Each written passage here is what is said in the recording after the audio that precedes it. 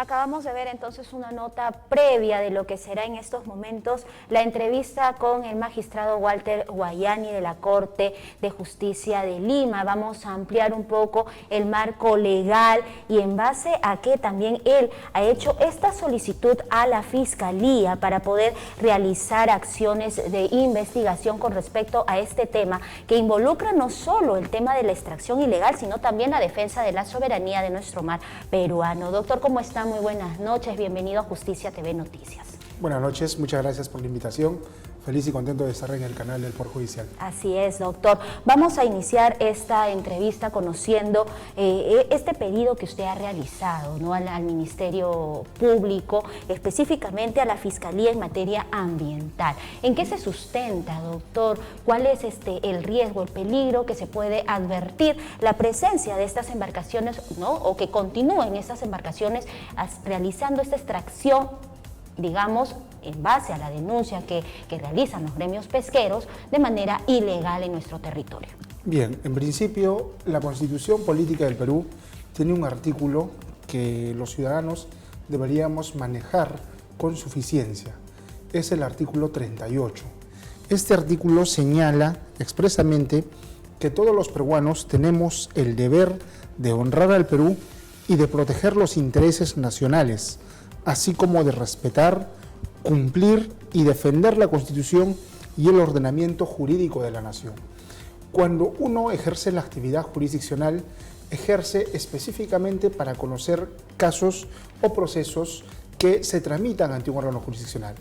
Pero es el enfoque criminológico que le dan los jueces a la resolución de sus casos que permite advertir las causas de su comisión.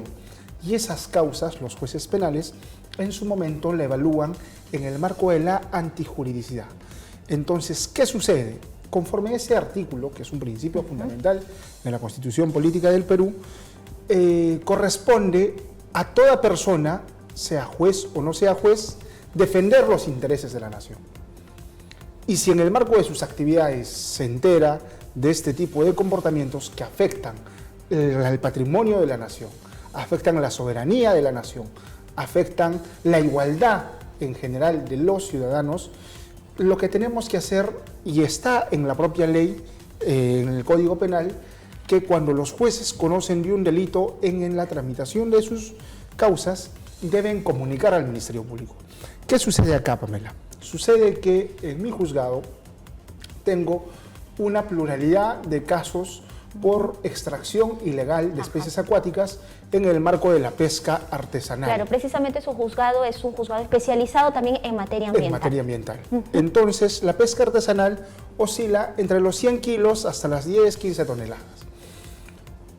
Ha habido un problema jurídico por el cual hemos debatido con mucho tiempo con los fiscales y recientemente en el Congreso, que ha organizado el Poder Judicial en Piura, en el 6º Congreso en materia ambiental, se ha establecido un criterio. El criterio era que de esos pescadores que ingresan a alta mar deben responder penalmente cuando menos el patrón de pesca, así como el armador pesquero, que es el dueño de la embarcación.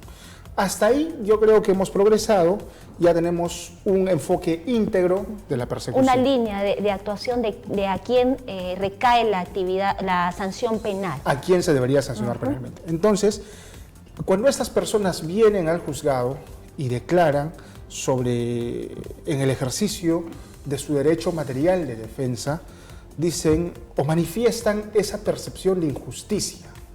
¿Por qué nos persiguen a nosotros, que somos pequeños pescadores, y por qué no los persiguen a los industriales, a los que ingresan con embarcaciones complejas, nodrizas, que constituyen fábricas andantes, que están en el mar y no dicen nada?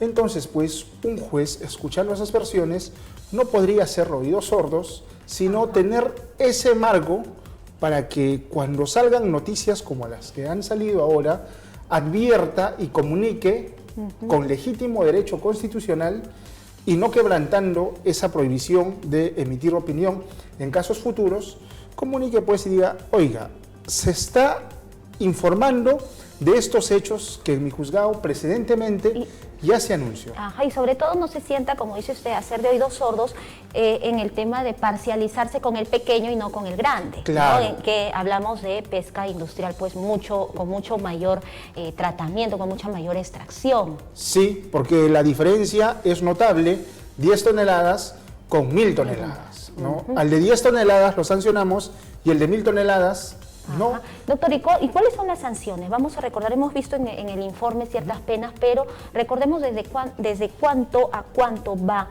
y si hay agravantes quizá en el tema extractivo, al igual que en otros delitos, ¿no? Si hay figuras agravantes que pueden incrementar o otras figuras delictivas que también se suman, ¿no? al tema de la extracción ilegal. Muy bien, antes de ello quisiera precisar que en el Perú nos rige un principio de igualdad. Igualdad entre los ciudadanos nacionales o extranjeros, y además dentro de esa igualdad está la igualdad en la aplicación de la ley. Sea peruano o extranjero, quien ingrese a nuestro territorio, y así dice el Código Penal, el principio de soberanía, quien ingrese a nuestro territorio por aire, por tierra o hasta las 200 millas marinas, se somete a las leyes peruanas. ¿Y qué sanciones establecen las leyes peruanas? Múltiples. En principio, la intervención administrativa genera responsabilidad administrativa y el pago de una elevadísima multa si es que hay embarcaciones internacionales que ingresan a aguas nacionales a pescar sin autorización, con artes prohibidos, empleando dinamita, especies en época de veda, tallas menores. Hay un conjunto que clasifica de figuras delictivas. Entonces, peruanos o extranjeros responden con la pena de hasta 5 años de privación de libertad. ¿Cuál es lo importante o por qué es importante mencionar el fuero administrativo? Porque en el fuero administrativo, como dije, se sanciona con multas elevadísimas. Muy bien, a nivel penal tenemos 3 clases de pena, o 3 consecuencias jurídicas, mejor dicho. De un lado, la pena privativa de libertad, de 3 a 5 años. De otro lado, la pena multa, que tienen que pagar una multa, que es diferente a la multa administrativa, y de otro lado el pago de reparación civil para el Estado, como consecuencia del delito, ya no como consecuencia de la infracción administrativa, de la actividad, como consecuencia del delito que ejecutaron. Entonces, ¿por qué es importante esto? Probablemente las penas sean menores y se diga, oye, pero podría modificarse o podría no haber cárcel. Es importante que se establezca una sentencia, y a veces la ciudadanía no repara en esto, porque cuando un pescador quiera tramitar su permiso como tripulante de pesca o como armador pesquero, lo primero que hará es pedirle sus antecedentes penales. Como a todos, ¿no? Como a todos. Entonces esa sentencia quedará registrada.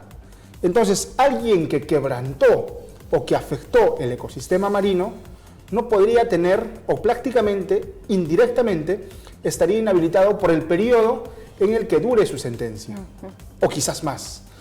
Entonces, esa es la finalidad de la comunicación, de que las autoridades correspondientes se aboquen al conocimiento de la causa. Serán jueces distintos, jueces del norte, de Piura, jueces de Arequipa y en Lima jueces del Callao, los que conocerán.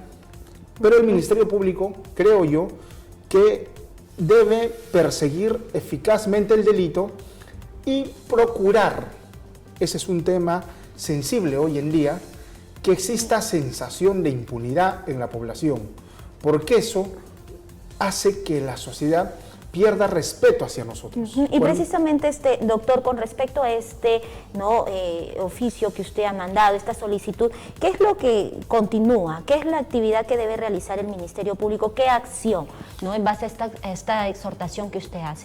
¿Se puede iniciar una investigación con diligencias preliminares, quizá? ¿O cómo debería responder ante esta exhortación, ¿no?, la autoridad fiscal? Muy bien, en la comunicación expresamente se dice: en estricto respeto a sus funciones constitucionales. La Fiscalía es la única que tiene la titularidad de la acción penal y eso implica 3 cosas: aperturar investigación, formalizar la investigación y formular acusación. Muy bien, se le da la comunicación al fiscal. El fiscal o la fiscal es el que decide o la que decide si apertura. Tiene ese poder el fiscal, por eso es importante, claro, por eso la autoridad fiscal. Entonces, lo que creo yo, sin vinculación alguna y en estricto respeto, es que cuando menos tendrían que efectuar una apertura de diligencias preliminares y verificar los GPS, la información de los pescadores, si es que en efecto se ha producido extracción ilegal sin autorización en nuestro país, ¿no? Porque eso también podría generar responsabilidad en algún fiscal.